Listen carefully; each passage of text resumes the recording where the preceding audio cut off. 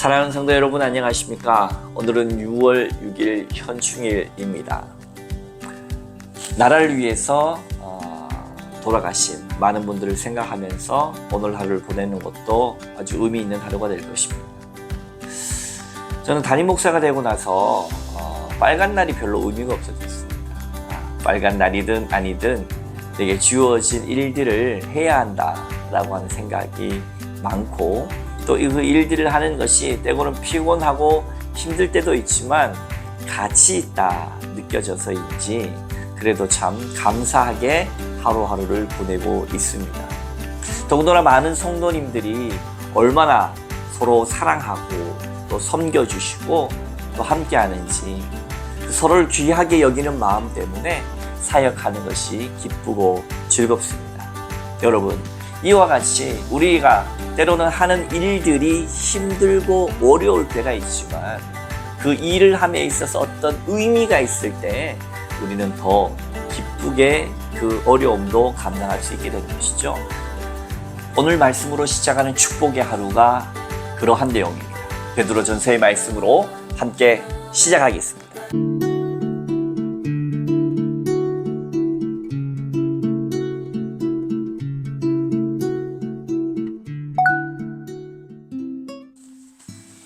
오늘 읽어주신 하나님 말씀, 베드로전서 3장 13절부터 22절까지 말씀을 함께 합독하도록 하겠습니다.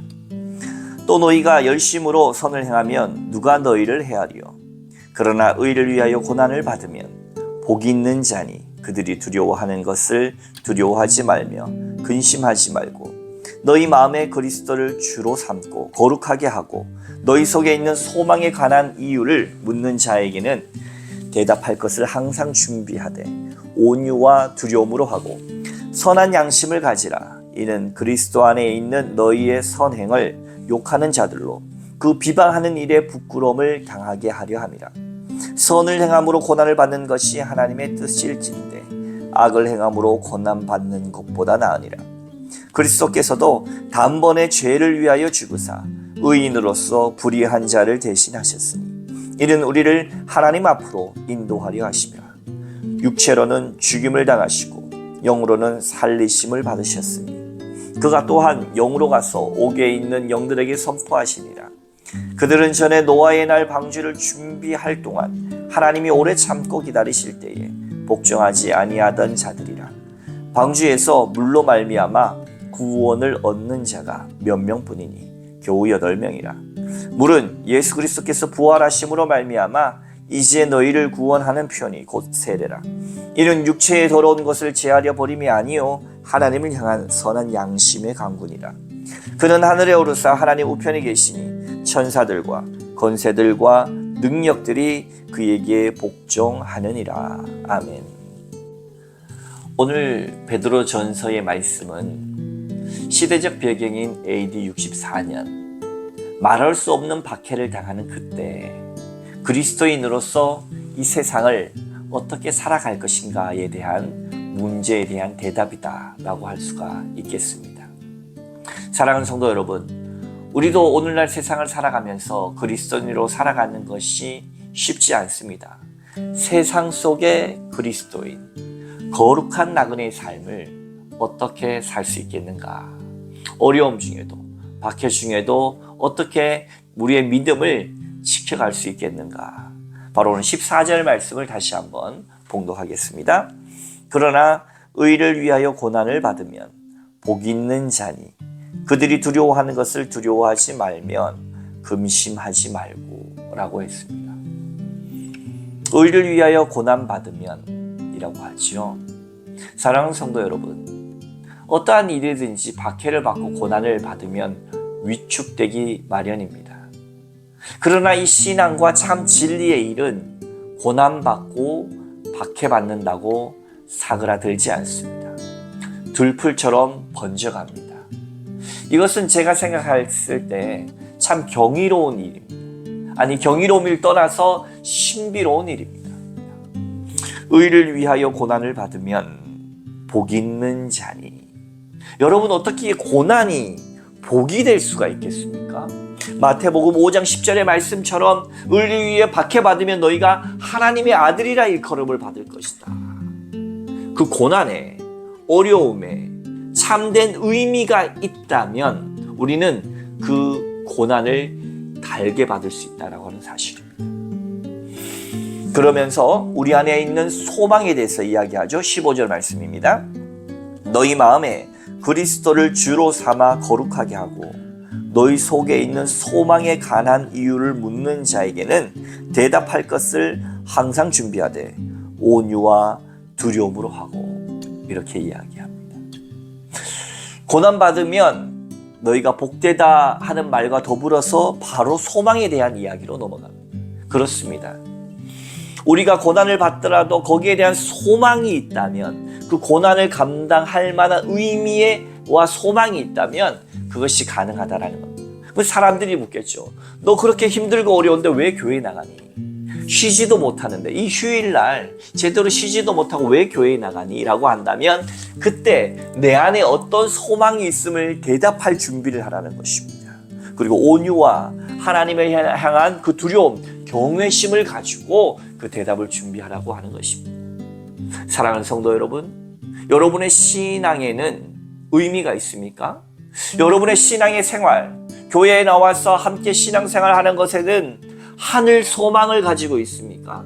그저 이 땅의 어떠한 동아리 모임이거나 이 땅의 어떤 팀의 모임이 아니라 거룩한 나그네들의 모임인 것을, 하늘 소망을 가진 사람들의 모임인 것을 여러분 확신하고 계십니까?